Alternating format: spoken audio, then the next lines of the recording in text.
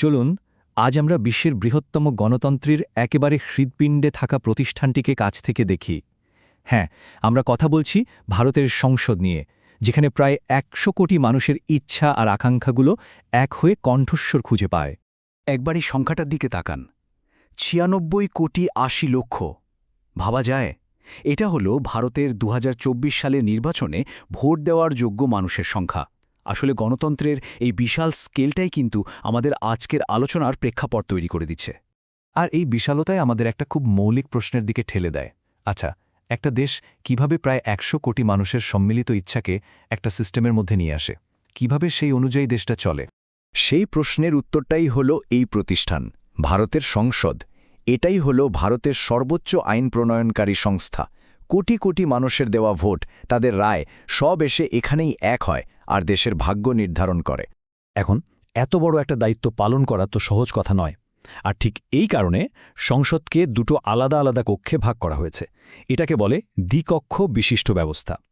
এর মূল উদ্দেশ্য হল দেশের নাগরিকদের প্রতিনিধিত্ব যেন সব দিক থেকে একটা ভারসাম্য রেখে করা যায়। ধরুন, একদিকে আছে লোকসভা, যার মানে হল জনগণের কক্ষ। এখানকার সদস্যরা সরাসরি জনগণের ভোটে ৫ বছরের জন্য নির্বাচিত হন। তাই লোকসভাকে বলা যেতে পারে দেশের মানুষের সরাসরি কণ্ঠস্বর। আর অন্যদিকে আছে রাজ্যসভা বা রাজ্য পরিষদ। এখানকার সদস্যরা কিন্তু সরাসরি নির্বাচিত হন না, তাদের নির্বাচন করেন বিভিন্ন রাজ্যের বিধায়করা।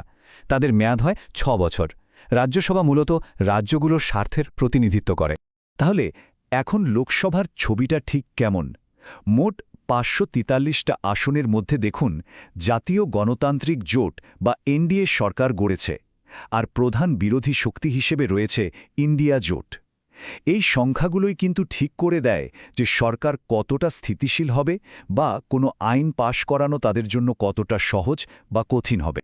কিন্তু রাজ্যসভার দিকে তাকালেই দেখবেন ছবিটা একটু অন্যরকম। এর কারণ হল পরোক্ষ নির্বাচন। বিভিন্ন রাজ্যের বিধানসভাগুলোতে গত কয়েক বছরে যে রাজনৈতিক পরিস্থিতি ছিল, তারই প্রতিফলন এখানে দেখা যায়। ফলে রাজ্যসভার আসন বণ্টন প্রায় লোকসভার থেকে আলাদা হয়। আর এটাই আইন পাসের ক্ষেত্রে ক্ষমতার একটা দারুণ ভারসাম্য তৈরি করে। তো এই যে দুটো কক্ষের কথা আমরা বলছি, এখানে যারা বসেন তাদের আমরা কি বলে ডাকি? তাদের বলা হয় সংসদ সদস্য বা এমপি। লোকসভা আর রাজ্যসভা মিলিয়ে মোট ৮৮৮ জন এমপি একসঙ্গে পুরো ভারতের প্রতিনিধিত্ব করেন। আচ্ছা, যে ৮৮৮ জন এমপি, তাদের আসল কাজটা কি? মানে তারা ঠিক কি করেন? চলুন এবার সংসদের মূল ক্ষমতা আর কাজগুলো একটু দেখে নেওয়া যাক। এই কাজগুলোই কিন্তু দেশের শাসন ব্যবস্থাকে চালায়। সংসদের ক্ষমতাকে আমরা মোটামুটি ৪টে ভাগে ভাগ করে দেখতে পারি। প্রথমত, আইন তৈরির ক্ষমতা, মানে দেশের জন্য নতুন আইন বানানো বা পুরনো আইন বদলানো।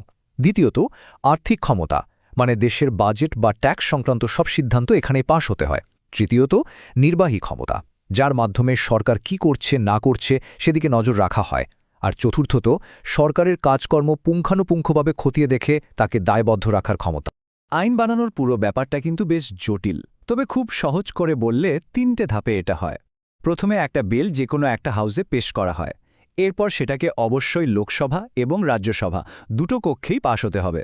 আর সব শেষে রাষ্ট্রপতি যখন তাতে সই করেন, মানে আনুষ্ঠানিক সম্মতি দেন, তখনই সেটা একটা পূর্ণাঙ্গ আইনে পরিণত হয়। আর সরকারের ওপর সংসদের হাতে থাকা সবচেয়ে বড় অস্ত্রটা হলো এটাই।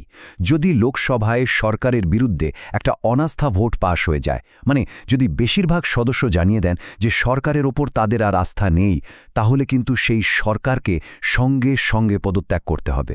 এটা গণতন্ত্রের একটা চরম পরীক্ষা, যেটা নিশ্চিত করে যে সরকার সবশেষে জনগণের প্রতিনিধিদের কাছেই জবাবদিহি করতে বাধ্য। চলুন এবার সেই জায়গাগুলোর দিকে একটু নজর দেয়া যাক, যেখানে বসে এই সব বড় বড় সিদ্ধান্ত নেওয়া হয়। ভারতের গণতন্ত্রের মঞ্চ হিসেবে দুটো ভবন কাজ করেছে, একটা ইতিহাসের সাক্ষী আর অন্যটা ভবিষ্যতের প্রতীক। পুরনো সংসদ ভবনটা যে কতটা ঐতিহাসিক তা বোঝানোর জন্য জওহরলাল নেহরুর এই বিখ্যাত উক্তিটাই যথেষ্ট। এই বিল্ডিংটাতেই ভারতের সংবিধান লেখা হয়েছিল, আর এখানেই একটা স্বাধীন দেশ হিসেবে ভারতের পথ চলা শুরু হয়েছিল। এই টেবিলটা দুটো বিল্ডিংয়ের তফাৎটা খুব পরিষ্কার করে দিচ্ছে, তাই না? দেখুন, ১৯২৭ সালে তৈরি গোলাকার পুরনো ভবন, যেটাকে এখন সংবিধান সদন বলা হয়, সেটার তুলনায় ২০২৩ সালে উদ্বোধন হওয়া ত্রিভুজাকার নতুন সংসদ ভবন অনেক বড় আর আধুনিক। বিশেষ করে আসন সংখ্যার পার্থক্যটা খেয়াল করুন। ভবিষ্যতের কথা ভেবেই নতুন ভবনে লোকসভা আর রাজ্যসভা দুটোতেই আসন সংখ্যা অনেক বাড়ানো হয়েছে। কিন্তু গণতন্ত্রের এই পীঠস্থান, এই কেন্দ্রবিন্দু সবসময় কিন্তু সুরক্ষিত থাকেনি। বিভিন্ন সময়ে এমন সব নিরাপত্তা চ্যালেঞ্জের মুখে পড়েছে যা পুরো দেশকে নাড়িয়ে দিয়েছে। আর এখানে একটা অদ্ভুত, প্রায় অবিশ্বাস্য একটা মিল চোখে পড়ে।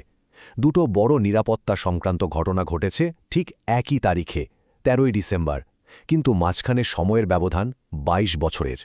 ২০০১ সালে লস্করে তৈয়বা আর জৈশ-ই-মোহাম্মদের জঙ্গিরা সংসদে একটা ভয়াবহ হামলা চালায়। সেই হামলায় নিরাপত্তা রক্ষীসহ মোট ১৪ জন প্রাণ হারান। এই ঘটনার পর ভারত আর পাকিস্তানের মধ্যে সম্পর্ক তলানিতে গিয়ে ঠেকেছিল। আর তার ঠিক ২২ বছর পর ২০২৩ সালে নতুন সংসদ ভবনে ঘটল এক অন্য ধরনের ঘটনা।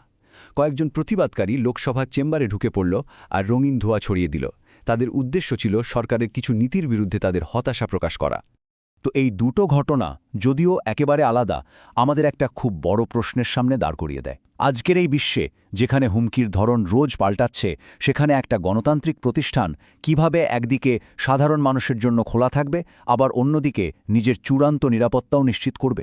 এই দুয়ের মধ্যে সঠিক ভারসাম্য রক্ষা করাটাই হয়তো আধুনিক গণতন্ত্রের জন্য সবচেয়ে বড় চ্যালেঞ্জ।